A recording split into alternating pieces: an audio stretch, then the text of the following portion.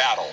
On that note, its action scenes are also far more strategic and interesting, in my opinion, based on magic and combat systems that feel like something a real game designer would come up with, and its story features a fair deal of political intrigue and interesting world building. Much as I loved it, I fell off Log Horizon early in its second season, which also jumped ship to Studio Dean, funny enough, though it did keep its director and core creative team in the transition, so I think that was mainly an issue with the particular story arcs they were working with, rather than a case of sudden onset adaptation sickness. As such, this is the show I'm probably going to spend the majority of my time catching up on before the new season starts, after I'm done torturing myself with the worst of this last year, that is.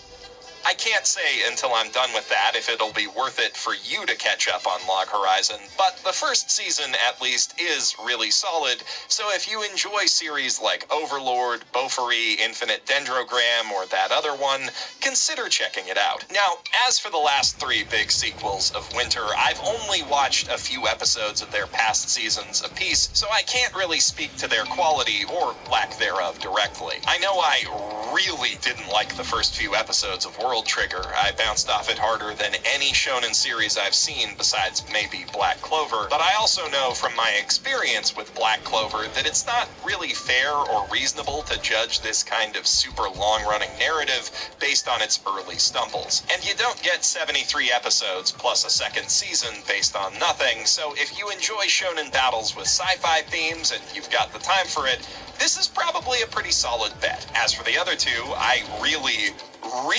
did like what I've seen of both Yuru Camp and Non Biori. Both are incredibly cozy moe slice-of-life comedies, the former about a laid-back group of high school girls who like to go camping together, the latter about 4 girls of widely varying ages, one first grader, one fifth, one seventh, and one eighth, who live in a town so small that they're all classmates anyway. Kinda like Higurashi without all the murder, I presume. Like I said, I found both of these shows to be immediately and immensely charming, and the only reason I haven't watched through them is that I decided to save them for a rainy day. Moe shows are a dime a dozen, but genuinely great ones are a bit of a rarity, so I like to keep a few in the tank for when I need an extra shot of dopamine, which I might well do before this year's out, knowing how it's gone so far. Though the stress of trying to watch them, all of these other series that I'm already invested in, and all of the new shows might do me more harm than good. There's 3 big new isekai coming down the pipe, an original skateboarding anime from Bones coming down the half pipe, JC staffs cooking up their own new figure skating anime, and as someone who likes tearing into bad anime, I can't very well ignore the potential of X-Arm. I mean, just look at this fucking thing. And on top of that, no, I should probably stop. I should have stopped a while ago. Thanks for sticking with me through this downward spiral, though. Let me know in the comments below what series, new and old, you're most looking forward to next year and why. And while I've got you here, I recently ran through my favorite anime openings of this year, a day before Attack on Titan Season 4 dropped. But there's still some great OPs in there, so please check it out. I'm Nastyyyyyy, professional shitbag, signing out from my mother's basement.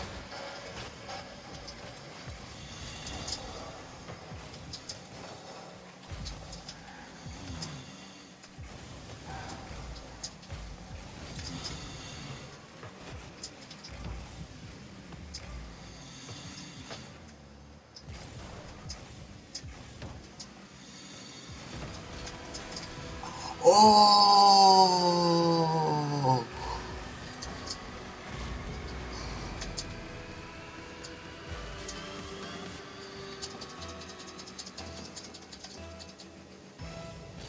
What is it that makes a great fight scene great? What separates the contenders from the also-rans? We're gonna pick through the best fights in anime, scrape by scrape and blow by blow to find out.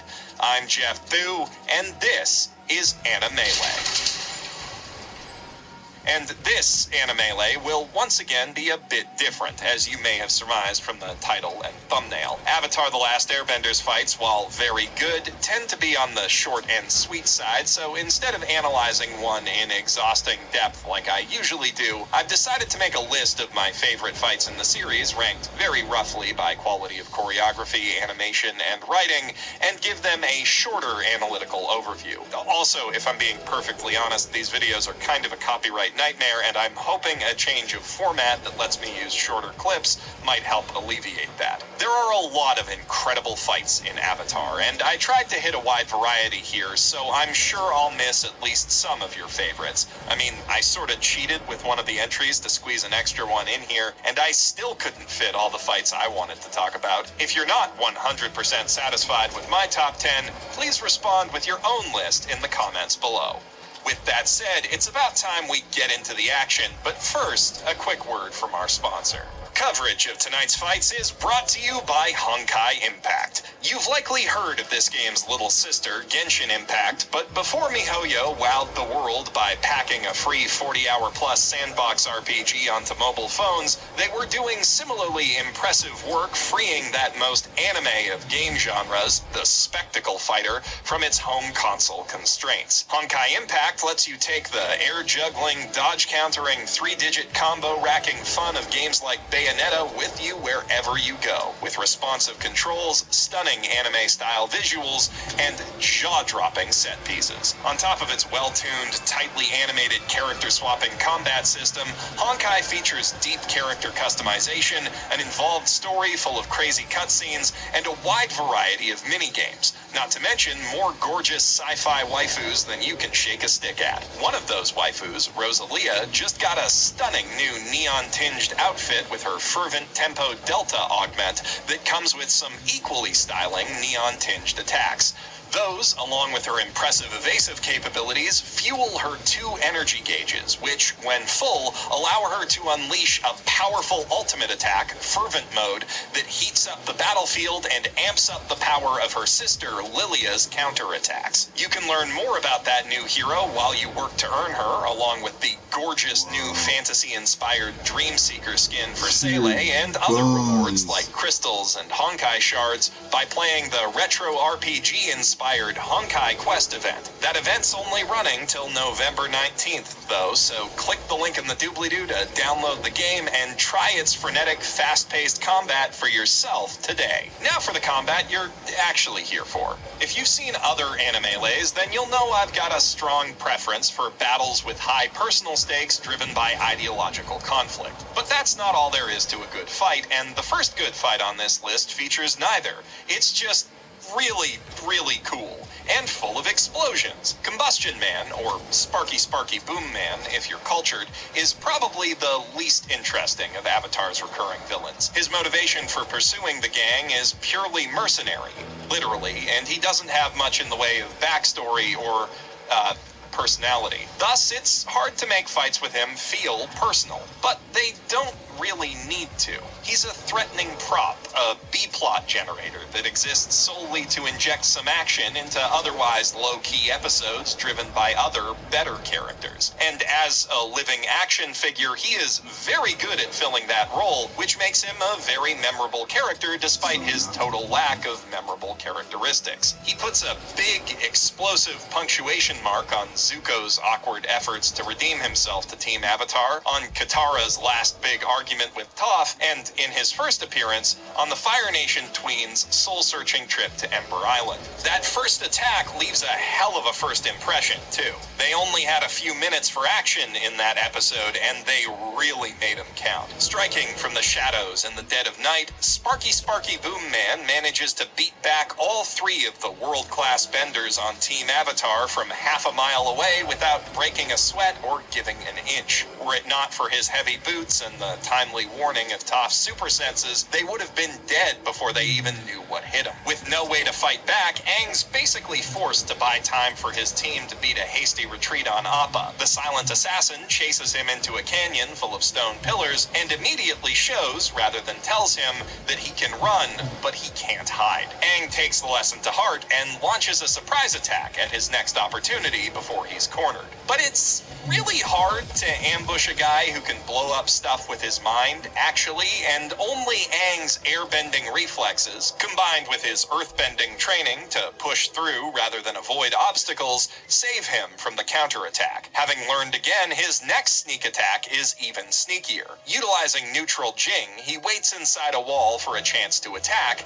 and mixes toss stone armor technique with the man's own sparky boom to propel himself up to Appa, who he might not have reached at all without his glider.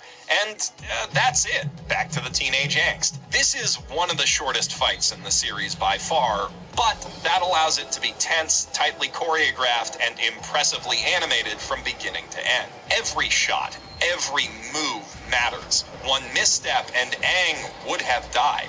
This sets the new villain up as a serious threat in a matter of seconds. And while the way they at last defeat him is a bit anticlimactic, especially compared to the less G-rated way Korra handled a similar threat, the strength of his introduction cannot be denied. Next up is another short fight that's mostly here by virtue of the rule of cool, though it does have way more of an impact on the show's plot and more significance to the characters involved. Those being Zuko in a tea-room brawl against Jet. Jet kinda sucks, and it sucks that Jet sucks because his fighting gimmick is awesome. If he didn't drag down most of the episodes he's in by existing, he probably would have made this list more than once. But his tenuous friendship turned angry obsession with Zuko disguised as Lee is the most compelling his character gets. He and his friends are making an earnest attempt to get away from their own self-destructive hatred of the Fire Nation, but Jet just can't do that, knowing there are firebenders hiding out in the same city he's run away to.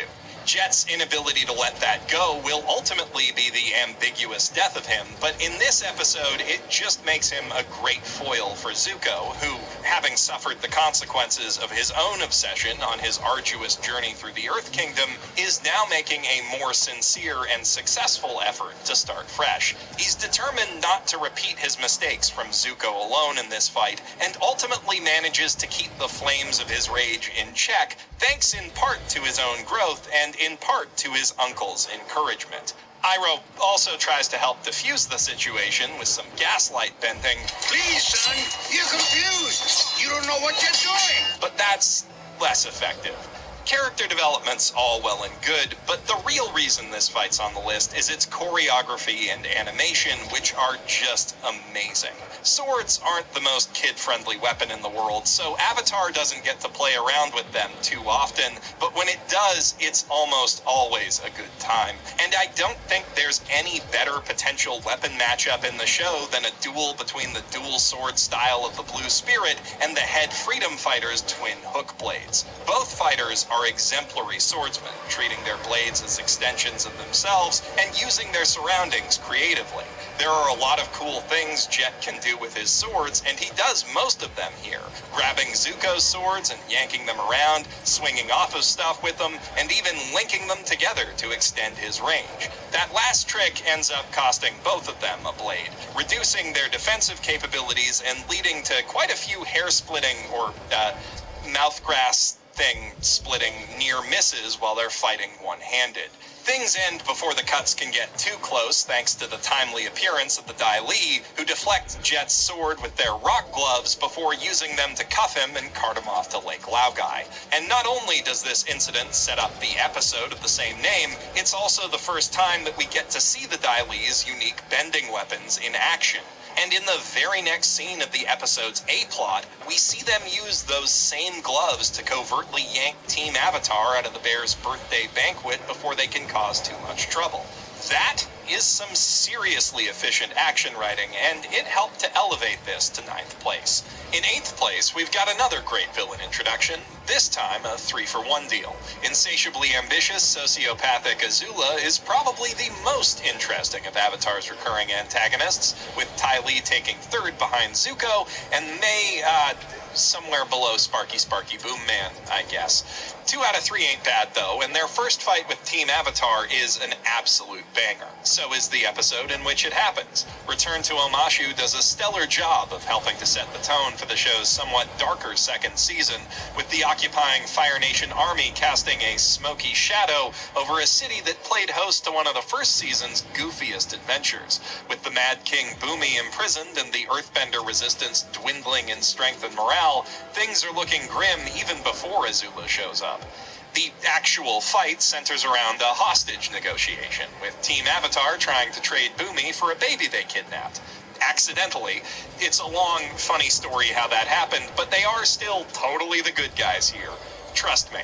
And since that baby is May's little brother, and Ty Lee is being coerced into helping, we know up front that the two are more in this fight for personal reasons than blind devotion to their nation or even to Azula, which will become important in like a season and a half. For the time being, though, they're Azula's cool lackeys with unique fighting skills, and after Aang reveals himself and the princess splits off to stop him from rescuing Bumi, they get to show those skills off. May puts pressure on Sokka and Katara from the front with her seemingly infinite arsenal of hidden blades, while Ty Lee sneaks off under the scaffolding to cut off their escape route with her martial arts skills. With her waterbending whip, Katara is just barely able to open a window for Sokka to run for Appa, which pays off big time when he returns to save her right after Ty Lee's showed off her chi-blocking abilities. This is an effective way of introducing these new enemies and the unique threats they pose, but of course the main event here is the fight between the Fire Princess and the Avatar, which takes the form of a breakneck chase down Omashu's unique slide-based transport network, Azula riding a stone cart while Aang rides on Bumi. And having already established how these slides work last season, as well as set up Azula's ruthless nature and firebending chops with her attempt to trap Zuko a few episodes back, the show is free to simply let loose and have some high-octane fun with it. Azula doesn't hesitate to chase Aang down the slide, immediately calculating a route that'll help her catch up, and wastes no time putting pressure on him with her extra-hot firebending once she does. She's undaunted by the high speeds and brushes off Aang's counterattacks like so much hot air, forcing him to paddle for his life away from her. She can also match the airbender pound for pound with her agility, easily dodging the debris he tries to use to deter her by ducking into her cart. Even when Aang catches air trying to land on Appa and falls onto a completely different track, she's able to rapidly transfer over and stay hot on his heels. It's only with a precisely timed block from the master earthbender Bumi, our first proper demonstration of neutral Jing, that they're finally able to force her to break off her pursuit. This is a great, intense chase scene that showcases quick-witted strategy on the part of everyone involved, establishes Team Azula as a credible threat, and even lays the groundwork for themes that will drive Aang's earthbending training and character development throughout the rest of the season. It's not the best fight with Azula, not by a long shot, but it's definitely one of the most fun. A lot of the fun in Avatar comes from seeing the interplay of elements as different styles of bending clash. But some of the best fights in the series are duels between benders of the same element. In these battles, strategy and skill are paramount, since the same environmental factors give both fighters an equal advantage. This dynamic is what makes Agni Kais so exciting, and you know we're going to be getting to at least one of those soon enough. But in 7th place, I'd like to talk about a battle of wills between two master waterbenders from the southern tribe, Katara and Hama, the puppet master. In sorta, but also not at all the same way that Iroh improved his firebending by studying other elements, Hama's style of waterbending has clearly been shaped by her lifetime trapped in the Fire Nation. It's quite resourceful how she draws bending material out of everything around her, even thin air, something benders surrounded by ocean and swamp never have to think about, but the way she bends is also wildly destructive. Where the swamp benders leave the vines that they manipulate mostly intact, Hama kills every tree she drains in violent fashion, and the circle of devastation that she leaves on the lily field looks a lot like a scorch mark. That said, these are still valuable skills for Katara to learn that will help her immensely throughout the rest of Book 3, just as valuable as anything Hama could tell her about her southern heritage. Wow. Yeah, there's definitely gotta be a better phrase I could have used to describe that thing. But considering that Hama's thing is physically enslaving and imprisoning people for being the wrong ethnicity, I guess it still fits. Her signature skill, bloodbending, is all about power and domination, erasing the agency of her enemies. And Katara has the good sense to not be about that at all. It's a little less sensible, as Hama points out, to be so quick to reject her teachings and rebuke her horrific attacks on the nearby village. That is what turns their training session into a fight, and being able to bloodbend gives Hama a huge advantage. But Katara's a powerful bender in her own right, gaining the same strength from the full moon Hama does, and we already know from her training under Pakku that she is a very quick study. So the Wicked Witch is only able to toy with her for a few moments before she figures out how to take control of her blood back. And as soon as she rises up, the fight pops off. There's something especially satisfying about the back and forth flow of a waterbending duel, each combatant taking the other's attacks and turning them back around with greater force, though even when Hama puts her full force into a direct attack, Katara's bending is strong enough to deflect it entirely. The tables turn when Aang and Sokka show up, and not the way they usually do, since they end up providing Hama with bloodbending fodder. Outmatched in resources and outflanked, Katara is pushed back on the defensive, which she does handle skillfully, using the same circuitous bending motions to guide her friends safely around her and ultimately immobilize them. However, when Hama stops attacking her and throws Aang at Sokka's sword instead, Katara has no choice but to fight bloodbending with bloodbending. So while Hama is arrested, she kinda wins this fight, or at least gets her way. Katara is a bloodbender now, and out of anger, she will eventually use that power to fight the Fire Nation, just like Hama wanted her to. It's a dark, ambiguous, psychologically scary conclusion to the fight, perfect for the spooky Halloween vibe the episode has going on. And while this fight has interesting strategy, great animation, and strong personal stakes, it's that horror atmosphere that really sets it apart and elevates it onto this list. Now, as soon as I said I liked sword fights, I'm sure some of you guessed that this next entry would be somewhere on the list. Sokka's master marks a real turning point for Mr. Meat and Sarcasm, and while he gets plenty of moments to shine before and after, it is, in my opinion, his strongest solo fight and also the best non-bending battle in the series overall. There's also some very interesting White Lotus world building buried in the episode's subtext, like the fact that Lee, the Fire Nation name that Piandao suggests for Sokka, is the same pseudonym that Iroh picked for Zuko, implying that it's part of the Order's undercover training. But we're here to talk about the violence, so I'll save that for another video. Because this fight comes right at the tail end of a training arc, it's able to build on and demonstrate all of the principles of great sword fighting that Master Piandao spends the rest of the episode drilling into Sokka's head. And while the show could maybe be a bit less obvious about the fact that it's doing that, Good use of brain, fighting from the high ground. and also the fact that Piandao's only pretending to be mad about Sokka lying in order to make his final exam more dramatic, it still makes for a really fun, tactically complex fight. We've spent the whole episode exploring these castle grounds, and now we get to see them put to creative and exciting use. From Sokka's fancy footwork crossing the bridge, to his desperate scramble up the stairs, to the tricky run through the bamboo thicket, classic martial arts movie stuff, this fight moves rapidly across varied terrain, giving both combatants plenty of opportunities to show off both their sword and improv skills. Not to mention, it affords the South Korean animators plenty of opportunities to show off their own imagination and skills. Sokka manages to surprise Piandao several times by thinking laterally about his environment and weapon and using everything at hand to gain the upper hand. Over the course of the fight, you get a sense of exactly what the old master meant when he said that Sokka did things wrong in a very special way. But of course, being an old master, Piandao is wise to this sort of trickery, and his experience allows him to turn the tables easily every time. This gives the fight a really satisfying push-pull rhythm that, coupled with the unusually lethal arsenal at play, makes it feel tense and perilous despite the relatively low stakes. Piandao's not trying to kill Sokka, but he's not pulling his punches either.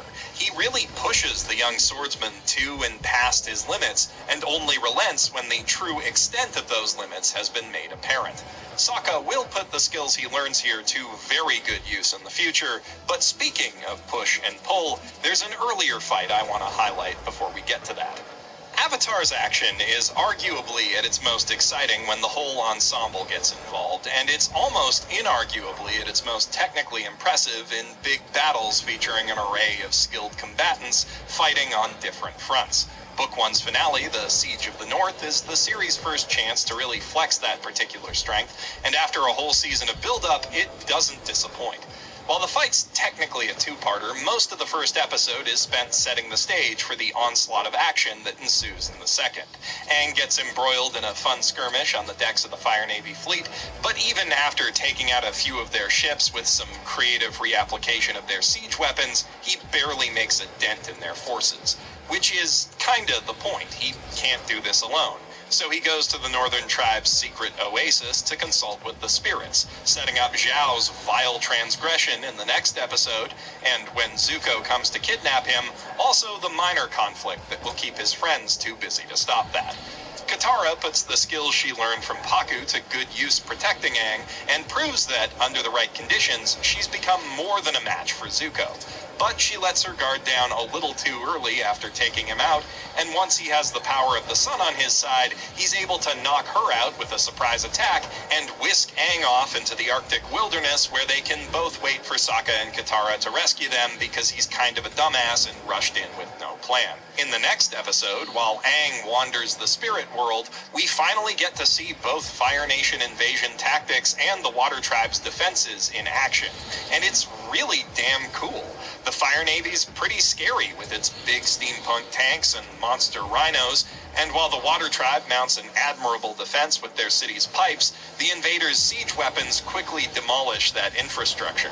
The tides do turn when the moon comes out and the water-bending warriors are able to use the ice and snow of the city's foundations to beat back the assault. Pakku looks especially cool here, but then, right when Aang gets back from the spirit world and the gang rescues him, Zhao manages to capture the moon spirit, disarming the city's defenses. And that's still not enough for him. Despite everyone telling him it'll be a really, really bad idea, because you don't mess with spirits, he wants to be Zhao, the Moon Slayer, and he plunges the whole world into darkness out of sheer arrogant idiocy. Immediately, Iroh moves to make him regret it, and when he runs away, Zuko's there to keep up the assault. The choreography in both fights is tight and dramatic, and the flashes of fire against the dull gray backdrop of the moonless world striking. This episode features some of the best use of color in the entire series. That really comes to the fore when Aang fuses with the enraged ocean spirit, turning the world a brilliant blue and unleashing some kaiju-tier tsunami hell on the invading army that almost certainly results in some off-screen violations of his personal pacifistic principles. But, who really cares when it looks this awesome, right? Once the moon is done making out with Sokka and ascends to the sky, the color returns to the world, and the ocean spirit leaves Aang on the city wall to go finish off the invasion's leader in a much less pacifistic fashion, finally breaking the siege. One thing this fight does really well is establish personal stakes for everyone involved. For Sokka and Katara, the siege offers a chance of retribution against the very force that devastated their home, and a chance to step up and protect what they care about. For Aang, it's an opportunity to make amends for his absence during the Airbender genocide and step up to his role as the Avatar, really protecting balance for the first time in his life. The Northern Tribe is, of course, protecting their homes, while Yue gets to step up and satisfy her sense of duty to the tribe and to the world. Zuko and Zhao, meanwhile, are each motivated by their pride and a personal drive for glory. Thanks to Aang's choice not to let him freeze to death, Zuko has the opportunity to see what that might cost him, and ultimately puts his pride and his pursuit of the Avatar aside to avoid that fate. Zhao's arrogance won't let him do the same, though, and that ultimately both sows and seals his fate. It's a great fight, but there is room for improvement. For all these moving narrative pieces, there are only really a few active, named players in the battle, and their actions don't really intersect with each other much. The team behind Avatar would get better at big battles with practice, and that really paid off on the day of Black Sun, which is my 4th place pick. There are a full 20 episodes of build-up to Book 3's big mid-season climax, and by bringing in old allies and enemies from throughout the previous 2 seasons, it feels like a culmination of even more than that. On top of the Southern Water Tribe fleet and some stragglers from the Earth Nation army, the Swamp Benders, Haru and his father, a reformed Hippo and the Boulder, and Pipsqueak and the Duke all add their unique combat talents to the invasion force, while the Mechanist and his son are there to outfit Aang specifically and the rest of the army in general with some